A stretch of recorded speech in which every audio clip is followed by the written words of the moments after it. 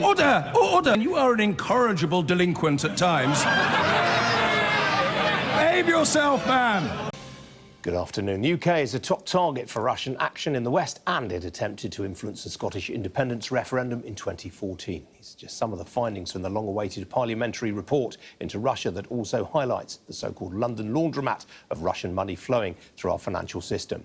So is the city complicit in enabling Russian interference? And what does the report mean for commercial ties with Moscow? Well, joining me now, Bill Browder. He gave evidence to the committee, and he's a long-term critic of the Russian President Vladimir Putin, who's pushed for further action against the regime in Moscow. Bill, welcome to you. The committee says in its report it's going to be hard to untangle the ties that the Russian elite have built to UK companies. Do you agree with that? Well, there's definitely a huge number of people feeding at the Russian trough in London. And this is a big problem because the Russian trough is supplied with money that comes from very dubious sources. And in the report today, the report describes how it's very difficult to untangle the connections between Russian government and Russian organized crime and Russian business. And that's where the problem lies. Now, you told the committee, I mean, this is in the report, some of the evidence that you gave. You spoke of a buffer of Westerners who become de facto Russian state agents, some unwittingly, others knowing what they're doing. Do you think there are more of the latter than the former? Well, I'm afraid that there's a lot of people ready to take money, take money from the Russians to act in the Russians' interest against the UK national interest. Now, we've pointed out this information. I gave very specific examples in 14 pages of evidence to the Intelligence and Security Committee, and they agreed. And this became a central plank of the report, which is, what do we do about these Western enablers?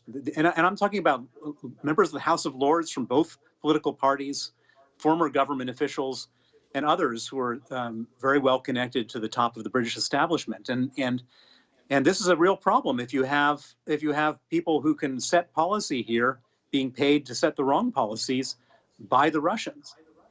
Do you think, though, Bill, that the UK business establishment is worse than the UK political establishment in this respect? Well, the business establishments, it's not their job to make policy, but it's the political establishment's job to make policy. So if you have a lawmaker who is basically being paid money by the Russians, that's about as bad as you can get from my perspective, and that needs to be fixed. And anyone who does that needs to get into trouble for doing it. Apart from this reference to the London laundromat, I didn't see much in this report that made specific reference to the financial services sector in this country. Do you think the committee pulled their punches in that regard? Well, the committee's mandate was to look into how the Russian government went about their intelligence operations to influence the UK political process. And so the mandate was looking specifically at where the ties are. And so I don't believe that the financial institutions are the core of this problem. That there are interests that they have and conflicts of interest that they have, but they're not driving the process. The process is being driven by lawmakers and by people who have really serious political interests. And those are the people who the report focused on, and those are the people that I find to be the ones that need to be held to account. One thing that the report does say, which is very interesting, though, is that these unexplained wealth orders are not particularly useful in tackling the criminal activities of Russian expats. I mean, how would you give the system more teeth? Well, it's not a question of the laws themselves. The law is good. The unexplained wealth order was a great development. It said it basically turned the tables. It used to be that the police had to prove that the money was illegitimate when the money was coming from officials in countries where they would just not provide the proof. And so they changed the law around to say that the money now has to be proved that it's legitimate if it's suspicious. The problem is not with the law. The problem is with the law enforcement, that the current law enforcement in the UK, it's not using it against Putin's cronies. It's using it against enemies of dictators. So if, like, for example, the Azerbaijani dictator wants to go after one of his enemies, he gets the National Crime Agency involved in helping him do his mopping up operations in London when the dictator's daughter's got multi-million-dollar properties in London. And so it's about law enforcement. It's not about the law itself, and that could be fixed if law enforcement was reformed, if the police actually did their job properly. So it's the police and the NCA that really need to be making more of a stand against this than, for example, the financial regulators in this country. Well, I believe that the police are the first port of call to fix this problem. They're the ones, the prosecuting authorities, the police, need to find a way to start going after these dirty Russian money launderers and the people who are trying to influence our political process. And of course, the regulators play a role too. But I think that the police, the NCA, is the main body that needs to be reformed in this situation, because they've not prosecuted any significant Russian money laundering. And I've seen it firsthand because we've brought them cases of Russian money laundering connected to the murder of my lawyer, Sergei Magnitsky, and they've refused to take it up. And I've been told by people internally after they left the National Crime Agency that they were forbidden from pursuing the case, even though they thought there was evidence to pursue it. And obviously the UK introduced this version of the Magnitsky Act last year based on a lot of lobbying from people like yourself. I mean, do you have optimism that things are going to get better from here?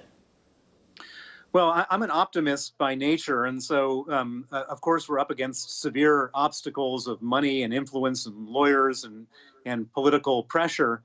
But every little thing works if you keep on pushing at it. And so we got the Magnitsky Act implemented 2 weeks ago, and there's now 25 Russians on the Magnitsky list who will have their assets frozen and their visas canceled. And then we have this report coming out today, which very explicitly lays out the problem of the Western enablers in London and lays out a number of policy proposals to fix it. First, to prosecute the money launderers. Second, to create laws to make it so lawmakers can't lobby on behalf of foreign governments without disclosing it. And third, to impose the Magnitsky Act. And this report is a good report from that perspective, but a lot more still needs to be done. Bill, put this in a global perspective for me, if you'd be so kind. I mean, how does the UK compare with other countries in terms of enabling illicit behaviour from Russian criminals? Well, I would describe the UK as the world center for money laundering. Why is it the world center for money laundering? Because there are no prosecutions here. And I can say this with real experience and evidence. In the Magnitsky case, like the case where my lawyer, Sergei Magnitsky, discovered the theft of $230 million and was murdered for discovering it, we've traced the money to about 25 different countries. And when we brought the evidence to different law enforcement agencies, we got different reactions. And I would say one of the weakest reactions we've gotten is from the UK, which is surprising. You know, little countries like Latvia have a major case going on prosecuting people and freezing assets. The UK has got nothing going on. Right, that's for an optimistic man, Bill, that's quite a pessimistic note on which to end. Very good to see you again. Thanks for joining me.